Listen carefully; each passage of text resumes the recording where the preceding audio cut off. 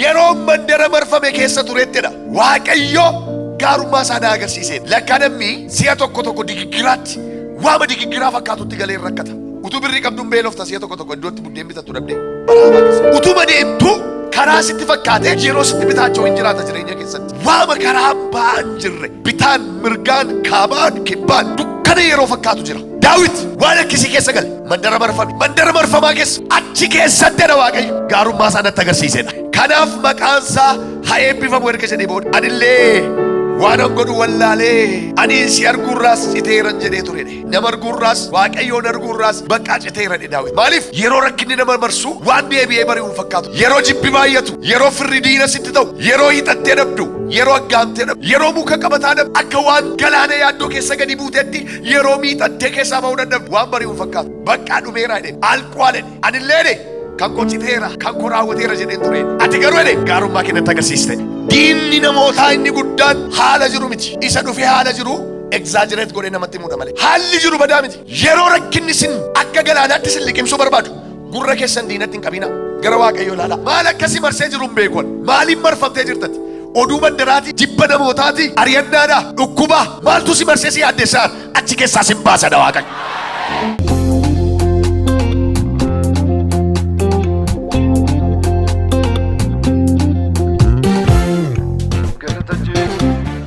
Iddoo tokko dubbifannaa macaafa faarfannaa 31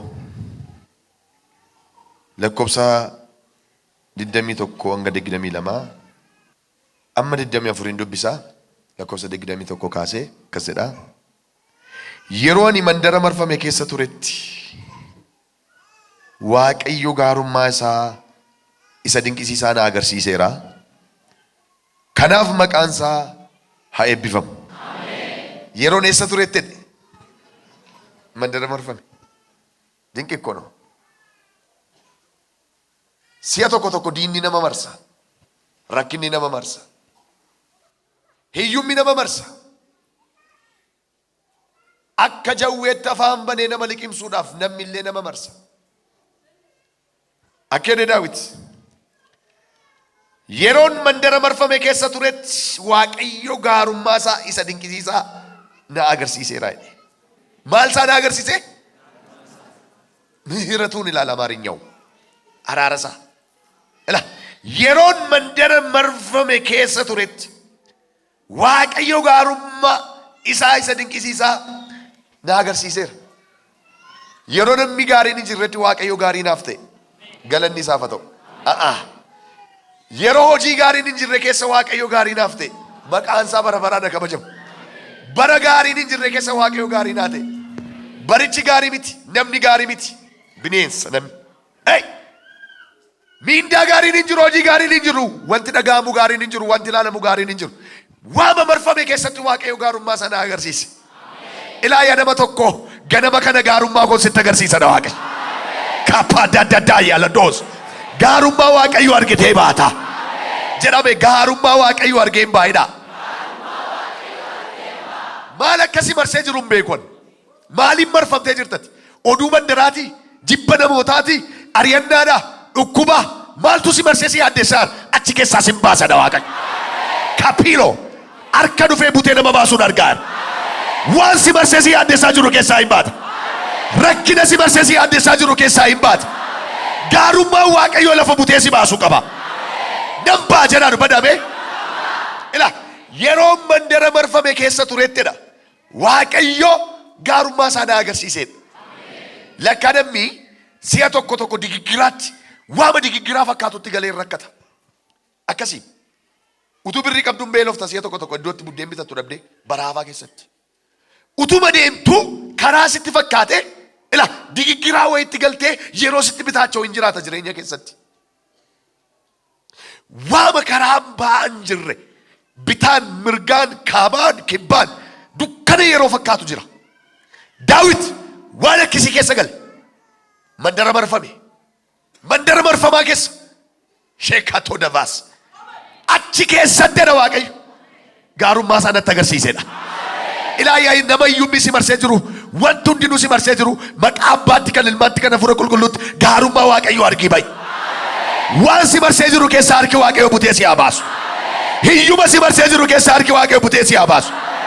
Ilaa yeroo mandara marfame keessa turetti Waaqayyo gaarummaa isaa isa dinqisiisaa na agarsiiseera.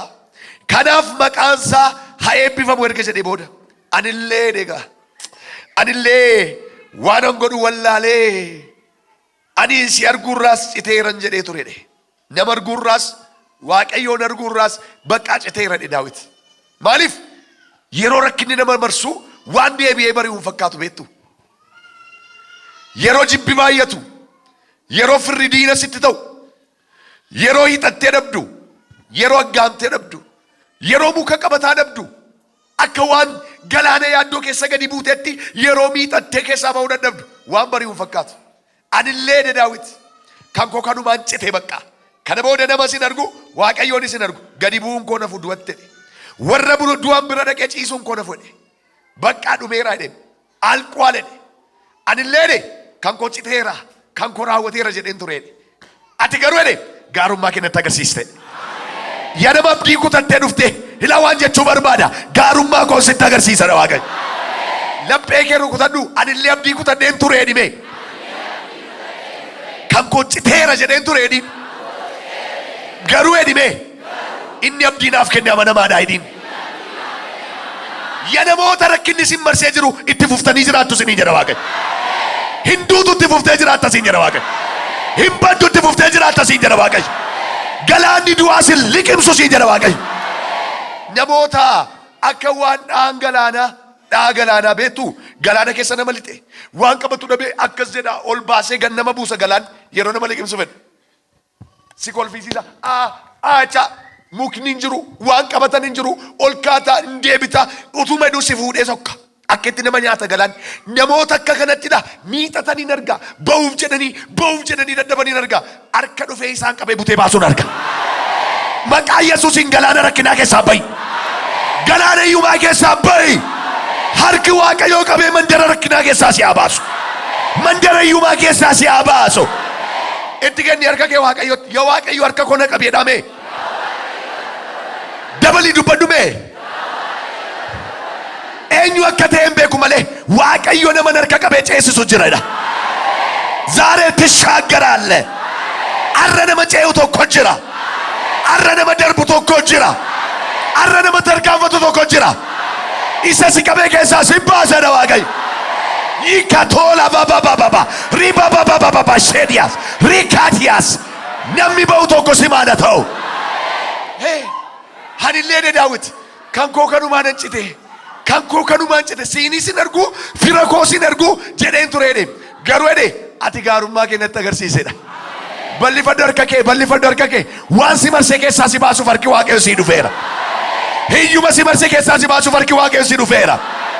Abaarsa si qabee keessaa si baasuuf harki Waaqayyo si dhufeera.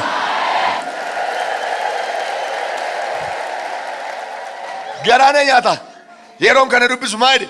Anillee yeroo waan an godhu wallaaledhe. Si'a tokko mee namni waan godhu wallaala. Daawit mootiidha. Garuu si'a tokko dukkanaa hima dhufa. Hinuma dida jibiyyii lafaa kun. Si'a tokko mataa namatti jabaata. Garuu jedhe anillee waan an godhu wallaaleen ture jedhe. Yeroo sanatti marfameen ture jedhe. Ati garuu jedhe Hila karabaaseedha dabaayaseedha. Hilaana namni kun maal dhabeettanii yaaddoom si'a tokko jireenyuma takkasi. Mootiidha, luba, loltuudha. Waan dhabeen qabu maa erga. Garuu hin marfame si'a tokko. Itti marsan. Wayyoo jedhe bakka kan koo kanumaan cite jedhe. Waan an godhu wallaalee jedhe. Si'a tokko jireenyi kun waama gootu si wallaalchisaaf. As ilaaltee abdii dhabdaa, as ilaaltee abdii dhabdaa, as ilaaltee abdii dhabdaa, akkanoo booddeetti galagaltee abdii dhabdaa waan gootu wallaalta gaa yeroo sana. Hin marfamte. Asiin. Tasaa tokko yeroo hin jirretti waan gootu wallaalta. Yeroo akkasii firri namaan birmatu. Yeroo akkasii hiriyyaan namaaf hin owwaatu. Yeroo akkasii hundumtuu si jalaa zimmedha. Hishoo qoricha ishee ta'e malee sin gargaaru. Cubbuu ishee akkasii ishee godhedha. Yeroo rakkinni si marsu. Garuu kan nama hin ganne tokko jira. Olii gigissaa namaa dhufa. Ilaa ganama kana naman fiigee dhufuuftu jira Waaqayyo. Ikapora lafat abdii kutatte si baasuuf Waaqayyo si dhufa. Mee Waaqayyo naaf dhufa jedha dubada. Tokko. Waan guddaa nama dhibu maaltu marsee jira beektu nama kanaa Daawitini lakkoobsa 13 irratti naadattanii dubbistanii. Doorsisi karaa hundumaa isa naannee jira kan jedhu hasaasa diinotaa baay'een nagaa jedhe bakka. Wanta inni dhaga'u immoo waan gaarii miti. Marfameera. Doorsisi karaa hundumaa isa marsee jira jedhu. Hin marsee diinni. Ilaala nama kana wanta inni keessa jiru. Doorsisi karaa hundumaa isa naannee jira kan jedhu hasaasa diinota baay'een nagaa jedhe. Walgaanii ana irratti mari'atu jedhe. Walgaanii ana irratti mari'atu. Lubbuu koo baasuufis anatti malu jedhe. Ilaa kana keessa jira namni kun. Walgaanii ana irratti mari'atu jedhe. Walgaanii. Firris dhaqe. Inni kaleessa dinnyaatus dhaqe. Walgaanii. Nama irratti mari'atu. Si'a tokko tokko mee dhugaa Waaqayyoo. Namumatti jaallattu yeroo inni itti diina sitti ta'u jira. Kanaafaa beektu? Jira bakka. Jira. Si'a tokko tokko si dinyaachama yeroo bakka dukkanaa hima cillim jedhee dhufu jira. Yeroo akkasii abdiin kee Waaqayyoo qofaadha. Nama na eeggatiin. Maal jedhe? Waan an dhaga'u yoo jedhe bakka doorsisi karaa hundumaa isa marsee jira jedhu lubbuu koo baasuuf immoo narratti ol ga'u jedhe hundinuu narratti ol ga'u qophaa marfamee jira namni kun. Marfamee gidduu isaanii jira. Achuma gidduuti koochootti godhee buutee baase Waaqayyo. Amma waan jedhan mandarri rakkachuu danda'a achi keessaa butamtee baatati. Hin baata maqaa gooftaa Yesuus. Harka kee mirga ol kaasi nan ba'a jedhime. Tokko. Lama. Maqaa gooftaa Yesuus hin cabsii ba'i. Haleluyaa. Erga kana argee booda kadhannaa kadhate lakkoofsa 14 irratti. Maal jedhee kadhate? Ani si amanadheera. Yaa Waaqayyoo. Ati Waaqayyoo kooti jedheera. Ilaa gatti machuutti kee. Ilaa meedhe. Ani si amanadheera. Ati Waaqayyoo kooti jedheera. Barri koo hundinuu sirka jira. Harka warra diina anatti ta'anii fi warra na ari'atanii na oolchi. Haleluyaa. Bakka hin kadhate kadhannaatti kee. Ilaal marfamee jira. Marfamee jira. Bitaan mirgaan lubbuu isaa baasuudhaaf itti balaa jiru hin jilbeenfateen immoo. Jilbeenfateeti maal jedhe egaa diina isaan ilaalleen. Ani si amanadheera. Yaa Waaqayyoo ati Waaqayyoo kooti jedheera. Barri koo hundinuu sirka jira. Harka warra diina anatti ta'anii fi warra na ari'atanii na oolchi. Kadhannaa kanaan nama oolutu jira. Maal jedhe egaa na oolchi jedhe. Gaafa inni kana kan jedhee kadhatu lakkoofsa 21 irratti abdii kutadheeraa jedhe. Akka waan callisee fakkaate Waaqayyo. Argitu isa boodoo gaarummaatti agarsiise. Makaatii loosaa. Namoonni wanti hundinuu dukkana isinitti fakkaachaa jiru. Wanti hundinuu cufaa kan isinitti fakkaachaa jiru. Sabbar seenaa isinii qabadhee dhufeen. Warra akkasii kanaaf har'a lafan bariisisanaa jedhama. Yaa nama fira hin qabne. Ilame yaa nama firatti hin dhaadattu hin qabne. Yaa nama maatii gaarii hin qabne. Yaa nama baajata hin qabne. Arra wangeela kanaan hin yaadatamta. Laa yaabash rabaa yaabalabash dukkanichi hin bari'asi hin jedha Waaqayyo. Dukkanni kee ganama kana hin ifadha Waaqayyo. Dukkana jireenya keetiin nan ibsadha Waaqayyo. Siifan ibsa siin jedha Waaqayyo. Biiftuu ulfinaa keetu mul'ata. Akka dhiyeetti nafu. Akka dhiyeetti nafu. Kunoo biiftuun ulfinaa baate. Wala shabarada jabalada yabarada labas. Hela katarada labanos. Amen. Namarsanii jedhe. Namarsanii. Maal jedhu jedhe? Karaa doorsisi karaa hundumaa isa naannee jira kan jedhu hasaasa diinotaa baay'een dhagaa jedhe. Baay'eedha. Kan waa'ee kee hasaasu baay'eedha. Badii amma kuftii, amma cabdii, amma baddii kan namaan jedhu baay'eedha. Baay'eedha. Hasaasa baay'een dhagaa jedhe. Diinni namootaa inni guddaan haala jiru miti. Isa dhufee haala jiru exaggerate godhee namatti muudha malee. Haalli jiru badaa miti. Inni dhufee haala jiru kabad godhee guddisee sitti mugaruu diina keessa guddaadha. Yeroo rakkinni sin akka galaanaatti sin liqimsuu barbaadu gurra keessan diinatti hin qabina. Gara Waaqayyoo ilaalaa. Daawit maal jedhe? ati waaqayyo kooti siin jedheera jedhen bakka ati waaqayyo kooti siin jedheera moodhaa lubbuu koo immoo sitti kenneera of gatee bakka fuula waaqa marfamee immoo jira marfamee jira waan hundumaa dhisee gara saala ati waaqayyo kooti siin jedheera manii jedhe bakka siin jedheera lubbuu koo immoo sitti kenneera jedhe inni immoo dhaqee gaarummaa isaatti agarsiise.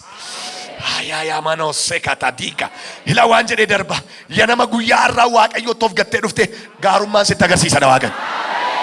Mee warri waaqayyoon barbaadachuu dhuftan qofaan ol kaasa harka keessan warra akkasii kun gaarummaa waaqayyo argitanii baatu. Ulfina waaqayyo argitanii baatu. Dhugaan sitti maa waaqayyo gaarummaa isaa sitti agarsiisa. Yaa waaqayyo jedha. Firan abdadhuun qabu jedha. Lammiin abdadhuun qabu jedha. Ati moo waaqayyo kooti siin jedheera jedha. Abdiin koo si qofaadha siin jedheera jedha. Waan na marsee keessaa na baasi jedhin. Kadhannaa kee kanaan namni rakkina keessaa baatee jirtu. Hin baata. Yes. Hey. Maara shedas. Jira Yesuus. Rakkina kee irratti Yesuus gooftaadha. Isa si yaaddees irratti Yesuus gooftaadha. Bara baay'ee kan marfamtan ba'uuf yaaltanii kan dadhabdan wuddifattanii wurriiqqattanii dideema kan sin qabe arangamaa kan sin itti ta'e jireenya arangamaa jedhama biqiltuun tokko qoraattiidha. Arangamaa namni muraasni beektu deema yaada arangamaan qoraattiidha.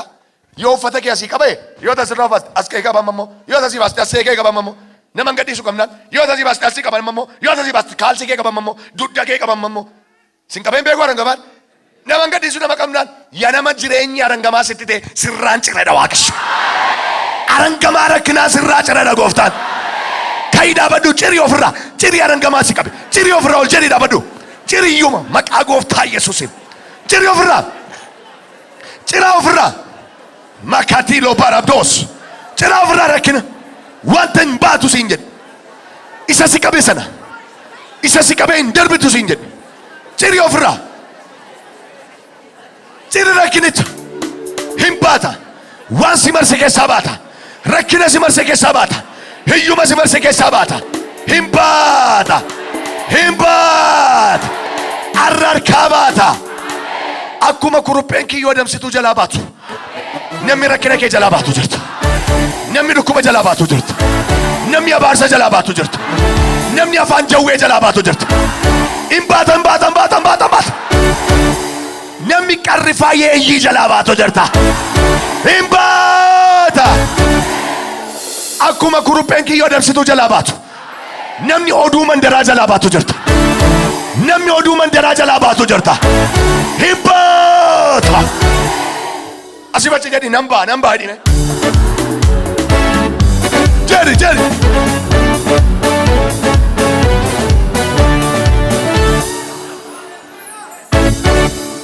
Maqaasaa waamanii lafaa ka'u warra samaaman maaltum ta'u abdiin arras hin baadina sagalee waaqayyoo cufaa bana namanana waa'ee keetiif Yesuus hin baadina sagalee waaqayyoo cufaa bana abdii mudatti namanana.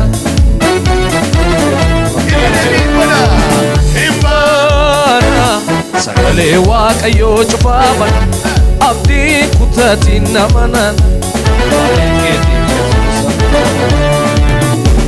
ulaabana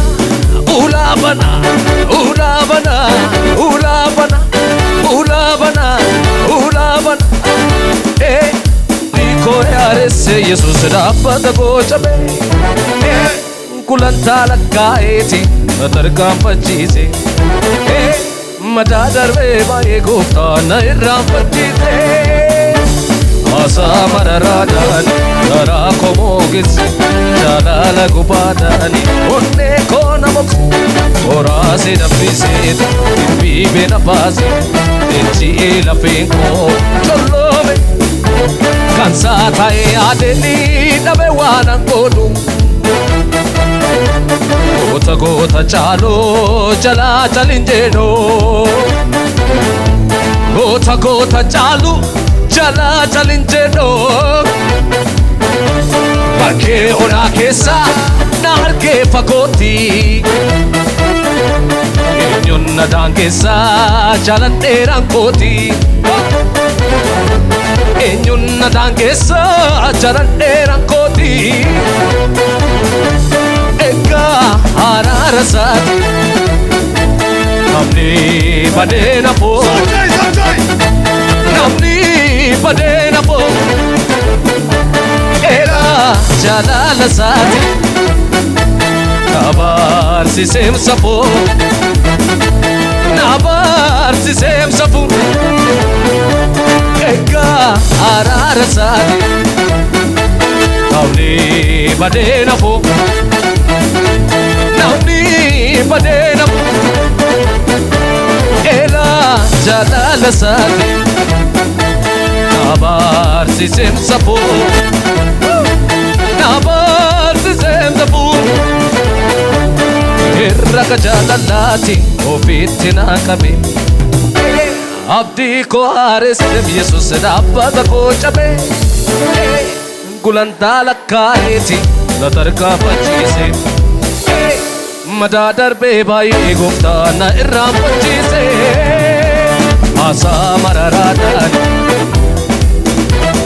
jaalala gubaadhaan onnee koo oraasi na fise biibe na baase ejji'ee lafeen koo kan saatan yaadeenni dhabe waanan godhoo goota goota jaaloni jalaa jalinjedhoo goota goota jaalu jalaa jalinjedhoo bakkee onaa keessa na argee fagootti eenyuun na daangeessa jalan dheeraan kooti eenyuun na daangeessa egaa araara isaati namni badee na boo namni badee na boo egaa jaalala isaati nabaarsiseem safoo nabaarsiseem safoo egaa araara isaati namni badee na boo namni badee na boo egaa jaalala isaati nabaarsiseem safoo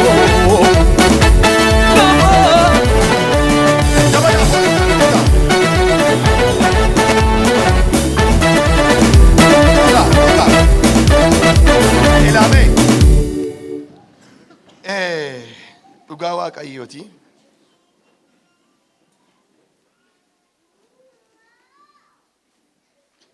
lakkoofsa 19 dubbiseen sinii kadhadha. lakkoofsa 18 kaasan dubbisa isuma ammaa afaan sobduun kooraaf tuffiidhaan salphisee nama qajeelaa irratti dubbatu haa hidhamu.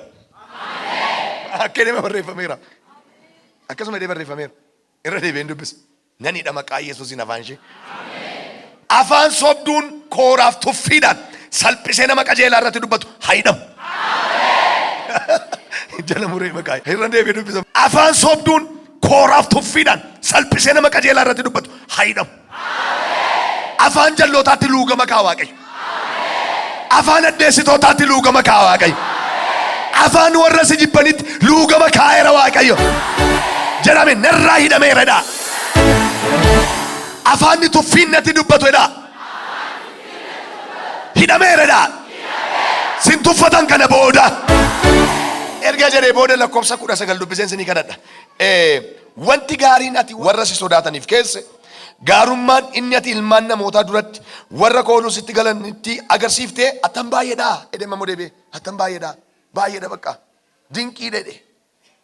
wanti gaariin ati warra si sodaataniif keesse gaarummaa inni ati ilmaan namootaa duratti warra kooluu sitti galanitti agarsiiste attan baay'eedha.